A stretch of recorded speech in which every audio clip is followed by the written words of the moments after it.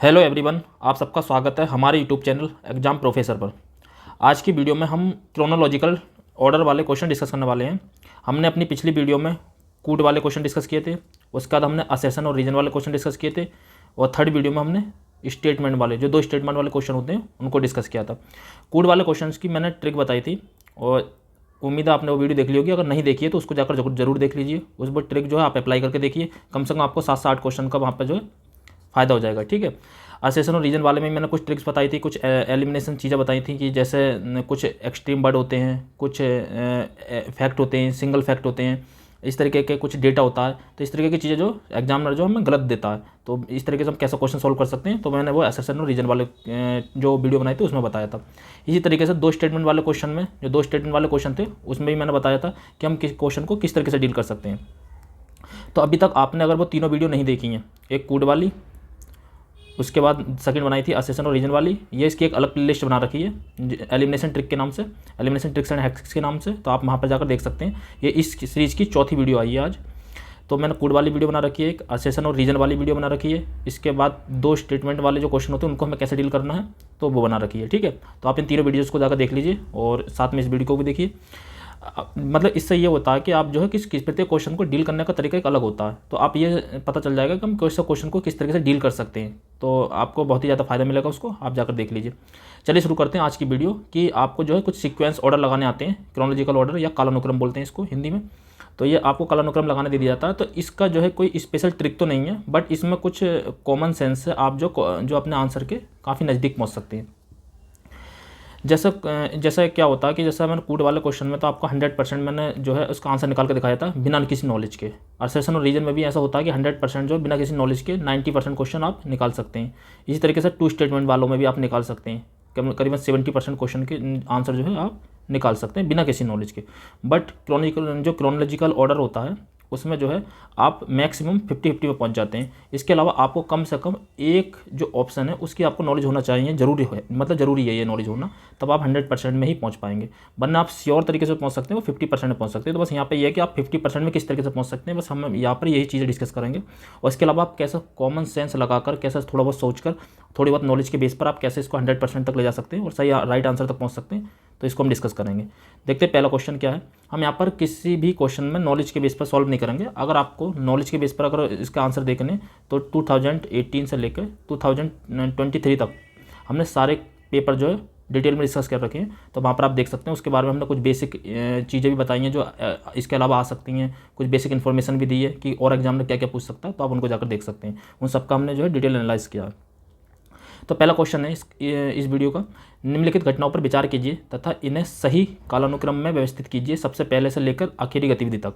तो पहले प्रारूप समिति दे रखा, दूसरा भारतीय संविधान को अंगीकृत और अधिनियमित करने की तिथि, भारतीय संविधान के प्रवर्तित होने की तिथि और संविधान सभा की प्रथम बैठक। तो इसको मैं आपको एक नॉलेज के बेस पर एक को सॉल्व करके दिखा देता हूँ। जैसे प्रारूप समिति की नियुक्ति कब हुई थी, भारतीय संविधान का अंगीकृत कब हुआ था और भारतीय संविधान प्रवर्तित कब हुआ था।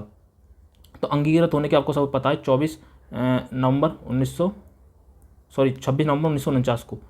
ठीक है, 26 नवंबर 1949 को। और संविधान प्रवर्तित होने की तिथि थी 26 जनवरी 1950। उसके बाद प्रथम बैठक थी 9 दिसंबर 1946 और प्रारूप समिति थी 1947। ठीक है, ये है, आप इतना याद रख सकते हैं कि ये जो 1947 में था प्रारूप समिति। ठीक, अंगीकृत होने की तिथि जो थी 1949 थी। ठीक, उसके बाद प्रवर्तित होने की तिथि 1950 थी और संविधान सभा की प्रथम बैठक थी 1946।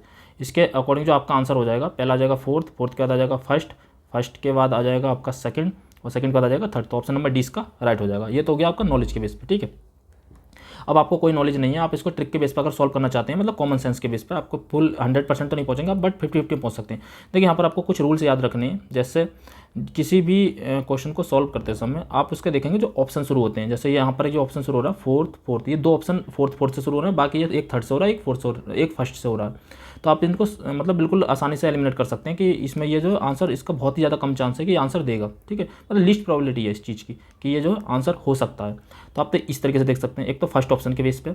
इसके अलावा आप अगर किसी में फर्स्ट ऑप्शन में क्या होता है, कभी कभी 1-2 फर्स्ट से शुरू होते हैं, 2 सेकंड से शुरू होते हैं, इस तरह के होते हैं। तो उसमें आप जो है लास्ट ऑप्शन के बेस पर भी देख सकते हैं कि लास्ट किससे हो रहा है, इस तरह की चीज़ों पे भी देख सकते हैं।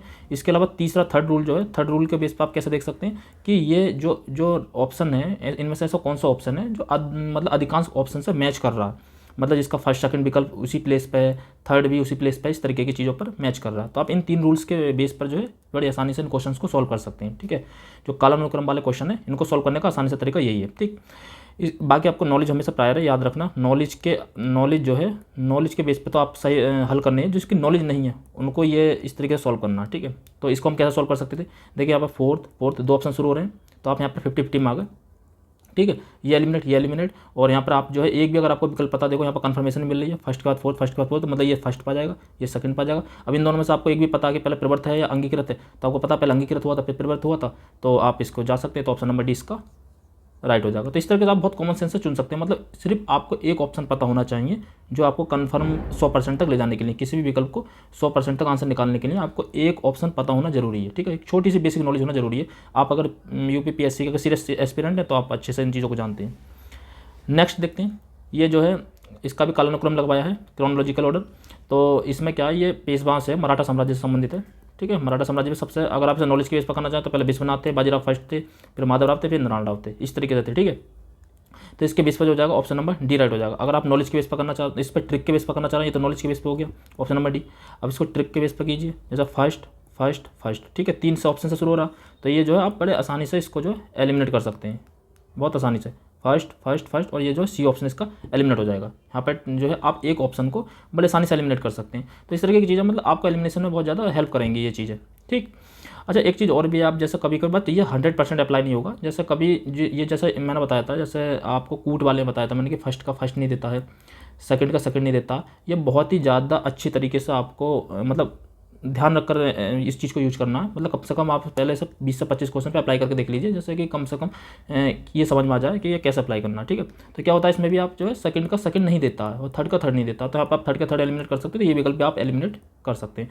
बट यहाँ पर क्या है, आप ये और ये इन 3 ऑप्शन को आप सोच सकते हैं, बाकी ये एक एलिमिनेट हो जाएगा। आप यहाँ पर 100% पहुँचना बहुत मुश्किल है, आपको कुछ ना कुछ पता होना चाहिए। जैसे अब ये आप जैसे फर्स्ट ये 3 विकल्प आपने चुन लिए, सी इसका एलिमिनेट कर दिया।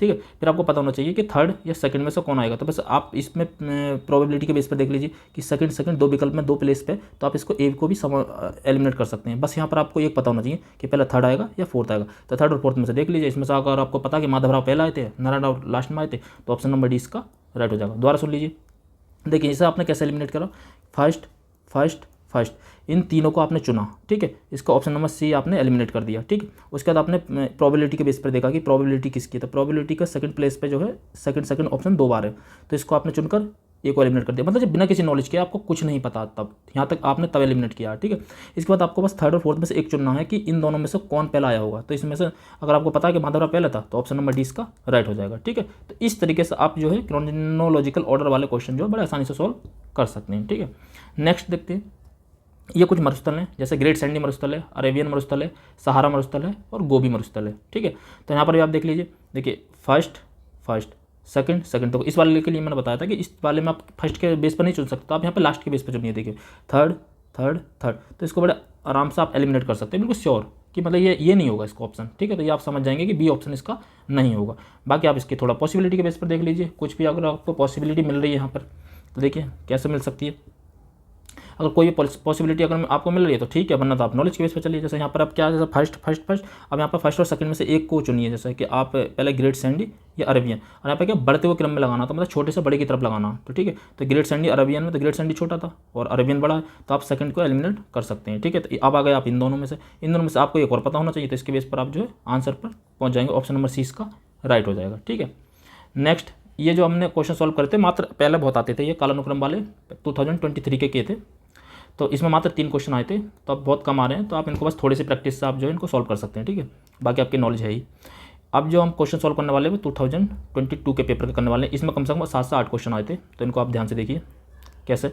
आप इस ट्रिक के बेस पर, जो मैं बता रहा हूँ ये ट्रिक नहीं, एक्चुअल में कॉमन सेंस है, इस कॉमन सेंस के बेस पर आप जो है कम से कम 50-50 में तो आप पहुँच जाएंगे बड़ा आसानी से। 50-50 में से बस थोड़ा सा कॉमन सेंस लगा लें, तो उसके बाद आप 100% जो है ऑप्शन तक पहुँच जाएंगे। ठीक है, जो आपका राइट ऑप्शन है उस तक पहुंच जाएंगे। अब यहाँ पर आपको कुछ नहीं पता, देखो ये एलिमिनेट, थर्ड चुना, फोर्थ, ये दोनों की कंफर्मेशन, मतलब कुछ नहीं पता। तब ये आपको नहीं पता कि कौन सी पार्टी कब गठित हुई थी, तो कुछ नहीं करना इसमें आपको। देखो थर्ड थर्ड, ये 2 ऑप्शन आपने चुन लिए। कन्फर्मेशन के लिए फोर्थ भी है, कन्फर्मेशन के ए एलिमिनेट, बी एलिमिनेट, इन दोनों में से आपको एक ऑप्शन टिक करना है। तो या तो फर्स्ट का पता होना चाहिए या सेकंड का पता होना चाहिए, ठीक है, कि थर्ड के बाद फर्स्ट आई थी या सेकंड आई थी। इन दोनों में से आपको अगर पता समाजवादी पार्टी और बहुजन पार्टी में से, तो आपको पता होगा कि जो बहुजन पार्टी बनी थी वो 1984 में बनी थी और समाजवादी पार्टी 1992 के लगभग बनी थी। तो अगर आपको इनको पता तो पहले जो है बहुजन पार्टी है, तो इसमें ऑप्शन नंबर जो हो जाएगा सी इसका राइट हो जाएगा, ठीक है। बस इतना समझ, नॉलेज के बेस पर हम इसको सॉल्व कर ही नहीं रहे, हम केवल ट्रिक के बेस पर सॉल्व कर रहे हैं। तो ऑप्शन नंबर सी इसका राइट हो जाएगा, ठीक है।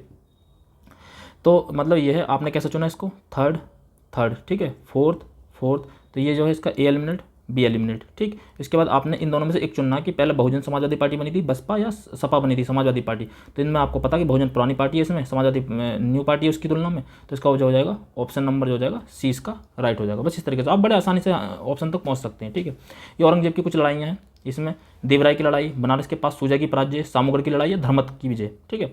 तो इसमें आप कैसे चुन सकते हैं, देखिए यहाँ पर आप नहीं चुन सकते कुछ भी, देखिए 1 2 4 3 कुछ नहीं है, इसमें कोई कॉमन नहीं मिल रहा, ठीक है। इसके बाद अगर आप जैसे इसमें, अगर इसमें भी आपको एक चुनना होगा, देखो मैंने क्या कहा था, अगर आपको फर्स्ट ऑप्शन से नहीं मिल रहा तो आप कैसे चुन सकते हैं, इसको लास्ट ऑप्शन के बेस पर चुन सकते हो, देखो यहाँ पे चुन सकते हैं आप।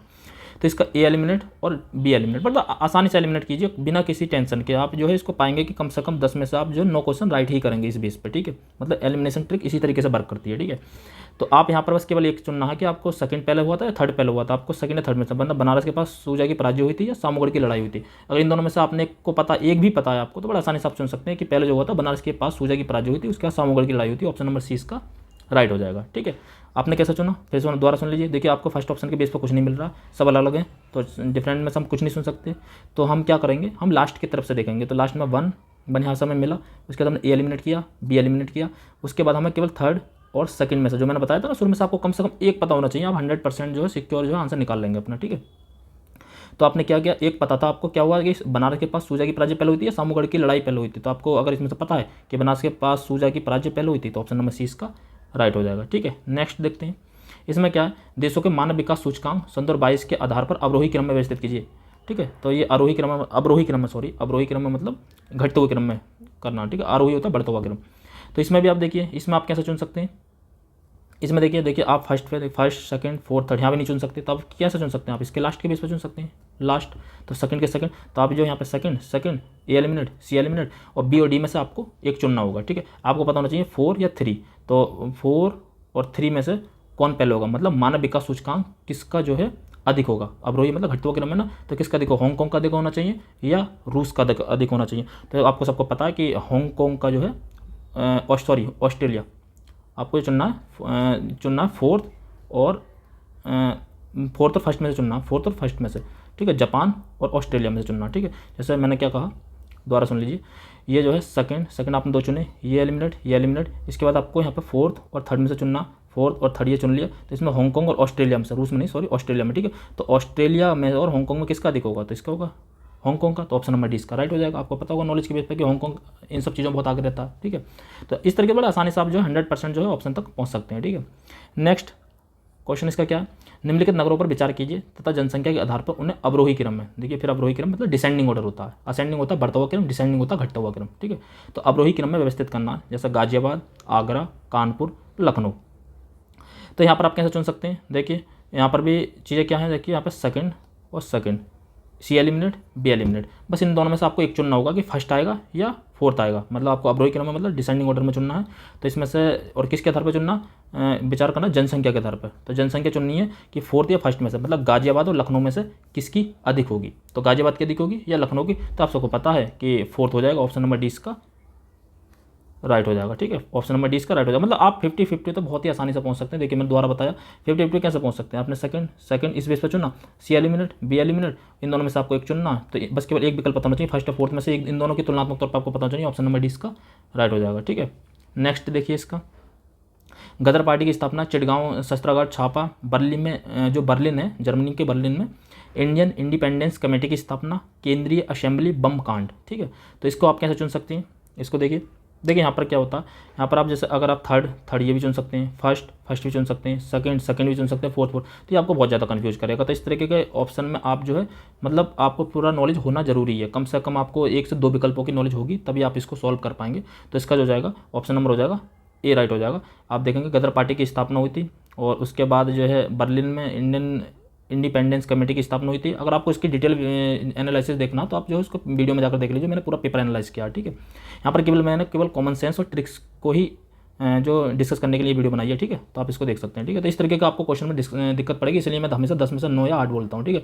वरना 100% भी आप जो है 50-50 में पहुँच सकते हैं, ठीक है। तो ऑप्शन नंबर ए इसका राइट हो जाएगा। नेक्स्ट देखिए, ये भी देखिए, जैसा ये क्या है, अलाउद्दीन खिलजी की निम्नलिखित विजयों का कालानुक्रम व्यवस्थित कीजिए, रणथंभौर, वारंगल, गुजरात या चित्तौड़, ठीक है। तो इनमें से जो आप कैसे चुनेंगे, तो इसका जो हो जाएगा, जैसे इसमें भी आप देखिए 3, यहाँ पर 2 4 1 2 4 1 3, मतलब कुछ नहीं पता चल रहा, तो आप यहाँ से कैसे चुन सकते हैं, मतलब कुछ नहीं है, तो बस यहाँ पर भी आपको थोड़ा नॉलेज होना ही चाहिए। तो सबसे पहले क्या था, सबसे पहले उसने गुजरात विजय करी थी, ठीक है, उसने जो गुजरात विजय की थी, उसके बाद जो है उसका जो था फिर रणथंभौर था, रणथंभौर के बाद जो था चित्तौड़, फिर वारंगल। तो इस तरीके से था, इस हिसाब से जो हो जाएगा इसका ऑप्शन नंबर हो जाएगा डी राइट हो जाएगा, ऑप्शन नंबर डी राइट हो जाएगा। नेक्स्ट देखिए ये जो आप घटना है, ये घटना एक पढ़ते नहीं है, मतलब सामान्यतः ये चीज़ अब एकदम मिलती नहीं है। जैसे घटनाक्रम पे विचार करना, जैसे क्या है, कालानुक्रम क्या है इसका, मुदगी का युद्ध, पोर्टनोवा का युद्ध, सकरखेड़ा का युद्ध और बेदारा का युद्ध, ठीक है। तो बेदारा का युद्ध तो आप पढ़ लेते हैं, बाकी ये सब युद्ध जो है बहुत कम देखने को मिलते हैं, मतलब इतने किताबों में होते नहीं, इतने डिटेल में दिया नहीं होता इनके बारे में।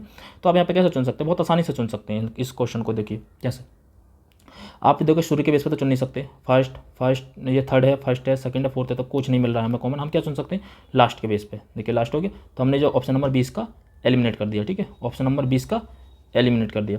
इसके बाद जो है आपको केवल इतनी सी नॉलेज होना चाहिए कि फोर्थ और थर्ड में से आपको क्या आएगा, फोर्थ या थर्ड में से क्या आएगा, जैसे फोर्थ या थर्ड में से पहले बेदारा का या सकरखेड़ा का आएगा, तो सकरखेड़ा का जो है बेदारा के बाद हुआ था, इसके हिसाब से जो हो जाएगा ऑप्शन नंबर ए इसका राइट हो जाएगा। मैंने कहा सिर्फ एक ऑप्शन पता होना चाहिए और बाकी आपको थोड़ी सी कॉमन सेंस आना चाहिए। इसके बाद आप जो 100% अगर आपको कुछ भी नहीं आता तो आप जो है पहुँच जाएंगे। ये नहीं है आपको चारों के चारों पता होना जरूरी है, या 2 या 3 पता होना जरूरी है, ठीक है।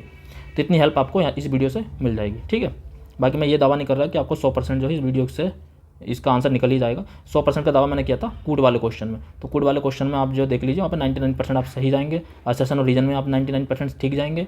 इसके अलावा जो 2 स्टेटमेंट वाले, वहाँ भी आप जो है 99% ठीक जाएंगे। इस वाले में जो थोड़ा ट्रिक जो है कम वर्क करती है, इसमें आप कॉमन सेंस और प्लस थोड़ी सी नॉलेज जरूर यूज करनी ही पड़ेगी, ठीक है। नेक्स्ट देखिए, निम्नलिखित विषयों पर विचार करना और क्रमानुसार उनको जैसे संविधान में उल्लेखित है वैसे ही लगाना। जैसे संघर्ष का राज्य क्षेत्र, ठीक है, भाग 1 में था, मौलिक कर्तव्य, नागरिक और नीति नीति सत्ता। तो इसको आप जैसे आप सबको पता होता है, पहले क्या आता है कि संघर्ष का राज्य क्षेत्र, फिर नागरिकता आता है, फिर जो है राज्य के नीति नीति सत्ता आते हैं, फिर मौलिक कर्तव्य आते हैं, सबको पता है। जैसे फर्स्ट थर्ड फोर्थ हो जाएगा, जैसे फर्स्ट थर्ड फोर्थ और फिर सेकंड हो जाएगा, ऑप्शन नंबर इसका राइट हो जाएगा। तो ये तो आप सबको नॉलेज की वजह से पता है, लेकिन अगर आपको नॉलेज नहीं है तो आप कैसे सोल्व कर सकते हैं। देखिए इसको नॉलेज के बिना आप कैसे सोल्व कर सकते हैं, तो यहाँ से आप सोचिए, जैसे यहाँ पर फर्स्ट सेकंड फोर्थ थर्ड, यहाँ से आपको कुछ नहीं मिल रहा और लास्ट से भी आपको कुछ नहीं मिल रहा, तो आप कैसे सोच सकते हैं इस चीज़ को। जैसे मतलब ये चीज़ें जो है यहाँ पे भी देखिए, ये आपको कंफ्यूज करेगा, ये चीज़ भी आपको कंफ्यूज करेगा। इसीलिए हम बोलते हैं 10 में से 8 क्वेश्चन जो है आपको ये हेल्प करेंगे, बट कहीं ना कहीं आपको दिक्कत हो सकती है। ऑप्शन नंबर इसका राइट हो जाएगा। बस ये है कि कुछ क्वेश्चन ऐसे होते हैं जो आपको आते हैं, उनमें आपको जरूरत ही नहीं पड़ती है इन चीज़ों की, ठीक है। नेक्स्ट देखिए, शारदा अधिनियम, नेहरू रिपोर्ट, साइमन कमीशन का गठन या दांडी मार्च, तो इनको आप कैसे क्रम से लगा सकते हैं। तो इसका जो कैसे निकाल सकते हैं आप, देखिए यहाँ पर फोर्थ, ठीक है, देखिए शुरू से जो है फोर्थ और फोर्थ, इस बेस पर आप निकाल सकते हैं लास्ट के बेस पे, ठीक है। आपको यहाँ पे एक कन्फ्यूजन ये भी रहेगा फर्स्ट वाला, तो ये इसमें हम कैसे चुनते हैं, इस वाले ऑप्शन में जो हम चुनते हैं हमेशा ये थोड़ा सा कन्फ्यूजन जहाँ पर रहता है, ये फर्स्ट फोर्थ, तो आप ये इस तरीके से आप चुन सकते हैं चीज़ों को कि आपको थोड़ा सा लगाना पड़ेगा। थर्ड और फर्स्ट में से कम आपको एक चुनना ही पड़ेगा कि शारदा अधिनियम कब आया था, नेहरू रिपोर्ट कब आई थी। तो इसके हिसाब से जो हो जाएगा ऑप्शन नंबर ए इसका राइट हो जाएगा, ठीक है।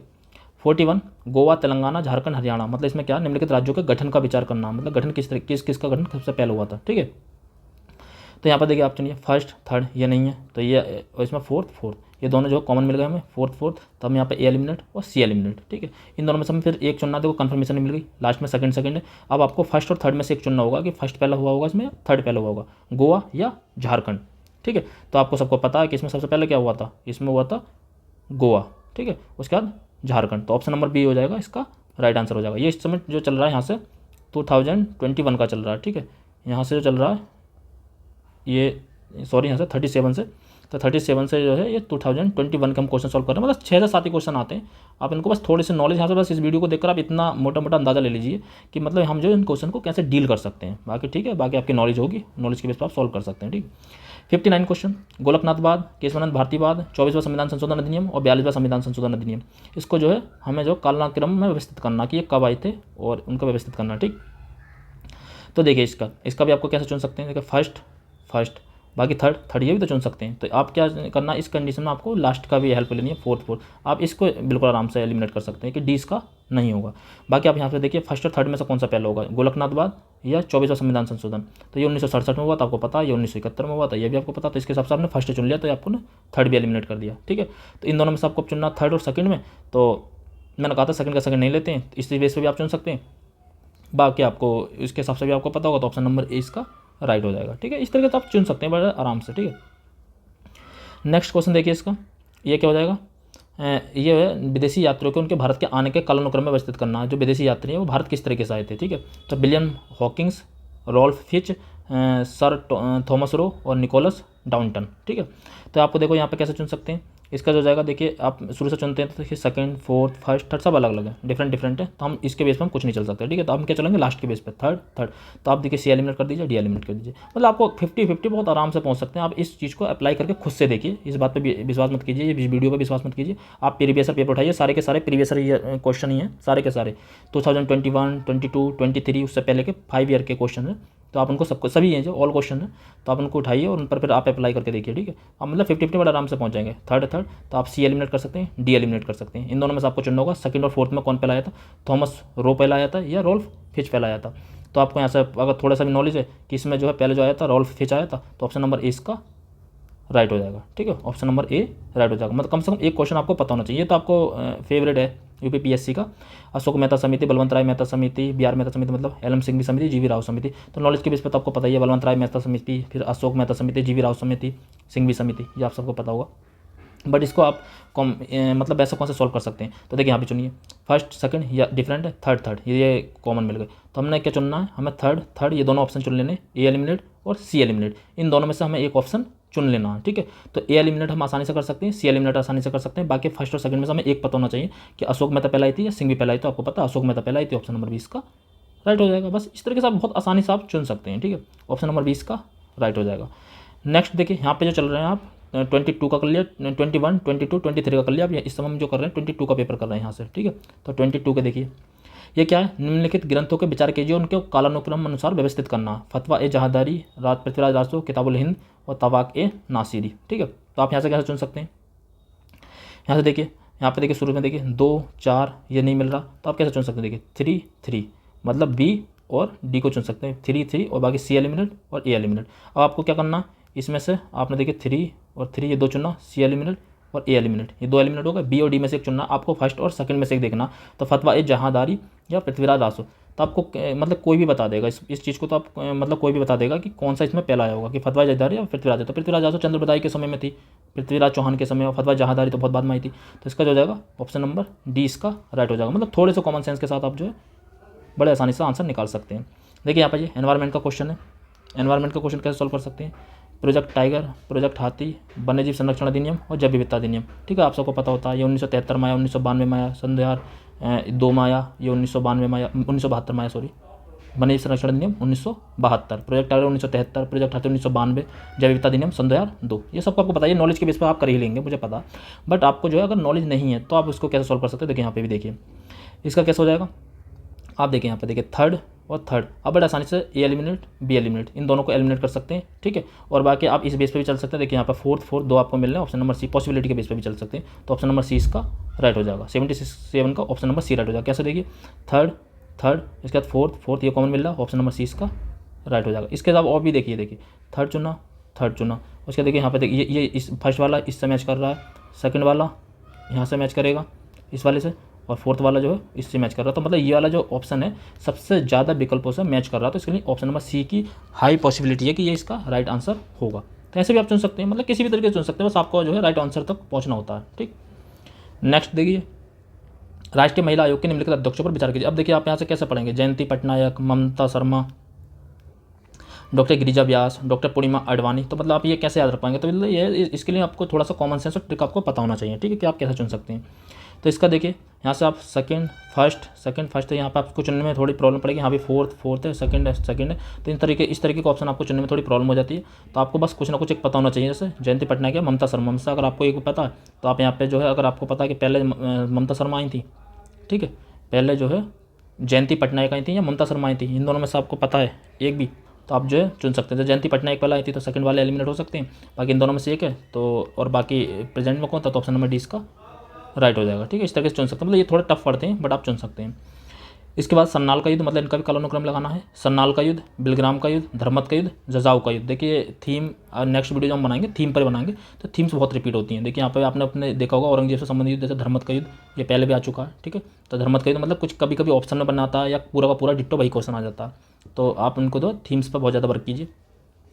देखिए यहाँ पे हम कैसे चुन सकते हैं, जैसे ये है यहाँ पर देखिए फिर कॉमन सेकंड बट थर्ड यहाँ भी कॉमन मिल रहा है। और अगर आप इसके बेस पर नहीं चुनना चाहते हैं, देखिए आप शुरू के बेस पर नहीं चुनेंगे तो आप चुन सकते हैं फोर्थ के बेस पर, फोर्थ तो ऑप्शन नंबर 20 का एलिमिनेट हो जाएगा, ऑप्शन नंबर 20 का एलिमिनेट हो जाएगा। तो जो इसका आंसर हो जाएगा ऑप्शन नंबर, इन दोनों में से इसका ऑप्शन नंबर बी एलिमिनेट हो जाएगा। और बाकी आप इन दोनों में से चुनना चाहते हैं तो इन तीन में आप फंस जाएंगे आके। तो यहाँ पर आपको एक पता होना चाहिए कि फर्स्ट पहले होगा या सेकंड पहले होगा। तो फर्स्ट या सेकंड में से अगर आपको एक पता है तो आप बड़े आसानी से इसमें निकाल सकते हैं कि फर्स्ट पता तो आपके ये एलिमिनेट हो जाएगा।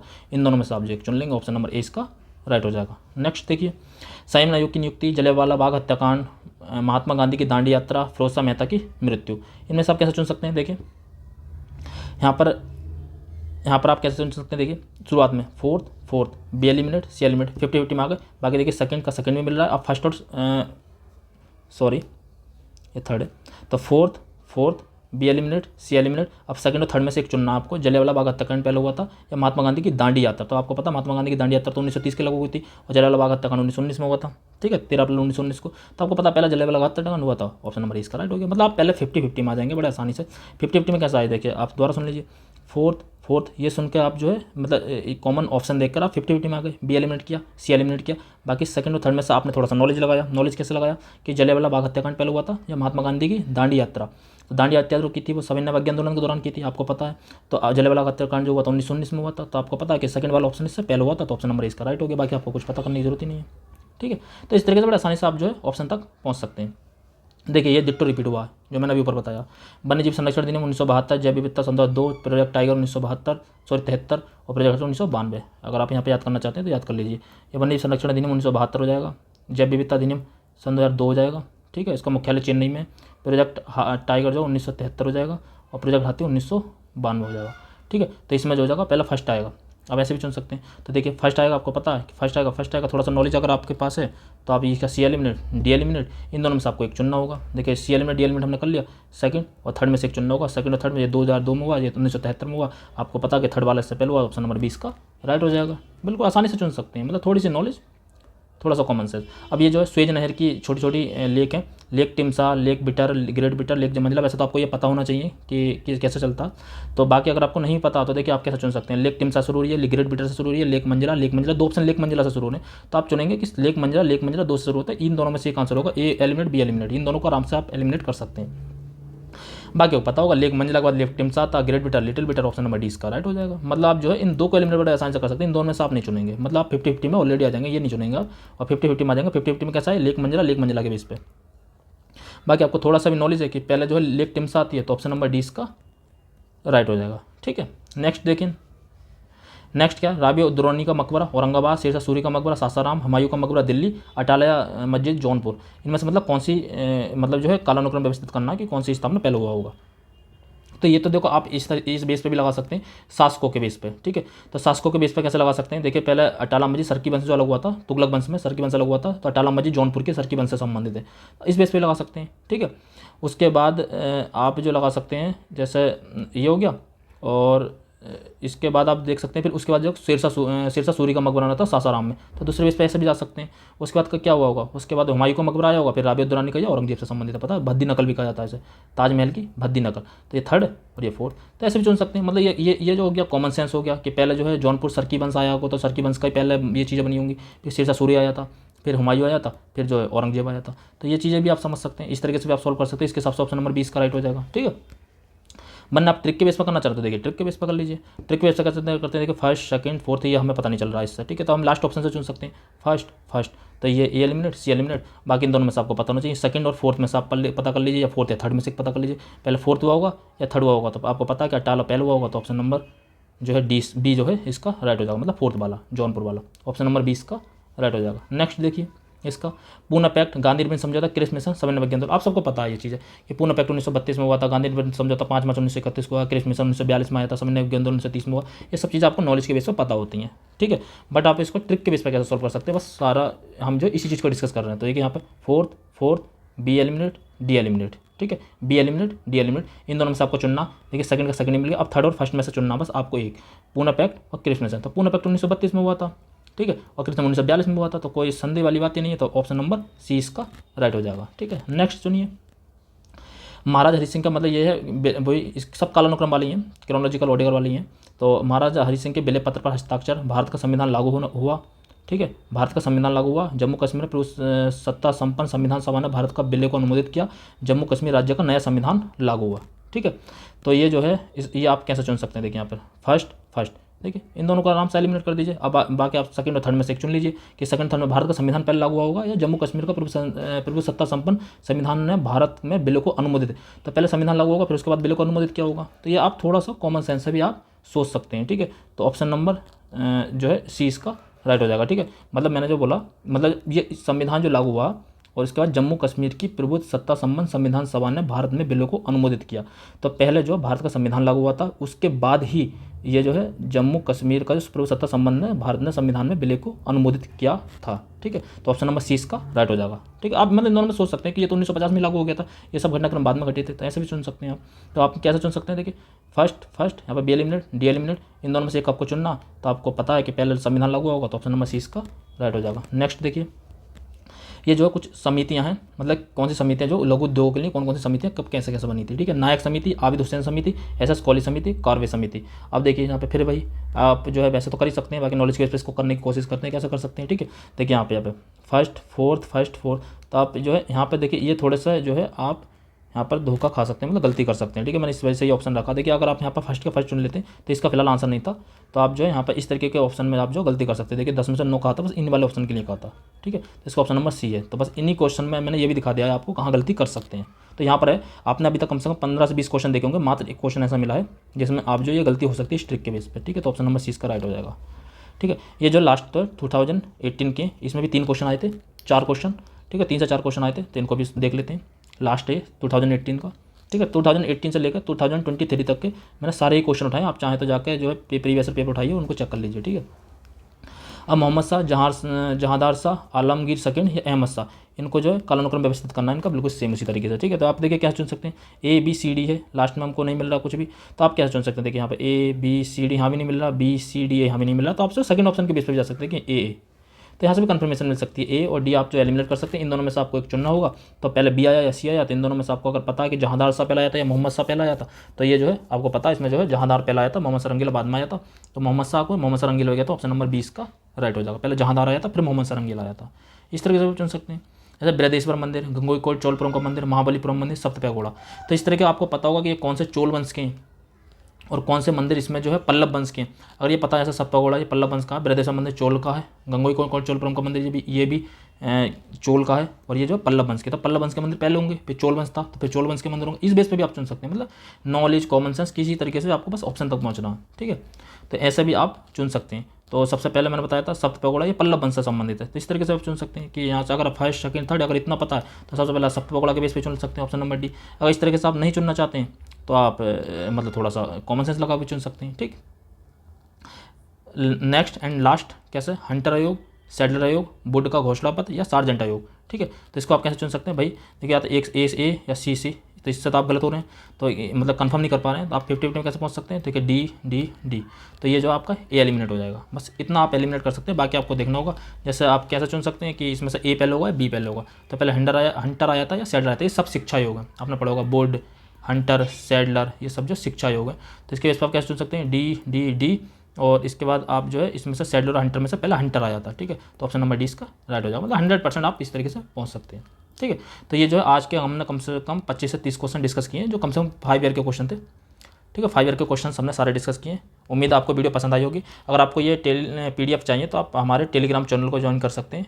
वहाँ इस टेलीग्राम चैनल का जो लिंक है हमें वीडियो के डिस्क्रिप्शन में मिल जाएगा, वहाँ से आप जो है टेलीग्राम चैनल हमारा ज्वाइन कर सकते हैं। और अगर वीडियो पसंद आई हो तो आप कमेंट बॉक्स में ही बता सकते हैं। और इसके अलावा हमने एलिमिनेशन ट्रिक की और इससे पहले भी 3 वीडियो बना रखी हैं, तो आप उनको भी जाकर देख लीजिए। ठीक है, चैनल को सब्सक्राइब कर दीजिए और बेल आइकन प्रेस कर दीजिए। हम जो नेक्स्ट वीडियो लेकर आने वाले हैं वो थीम्स की लेकर आने वाले हैं, इंपॉर्टेंट थीम्स की। ठीक है, तो तब तक के लिए जय हिंद।